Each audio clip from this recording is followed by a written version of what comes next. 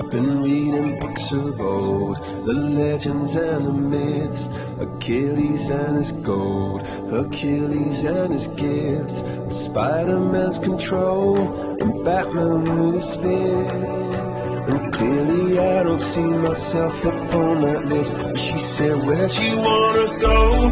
How much you wanna risk? I'm not looking for somebody with some superhuman gifts, some superhero, some fairy tale bliss. Just something I can turn to, somebody I can kiss. I want something just like this.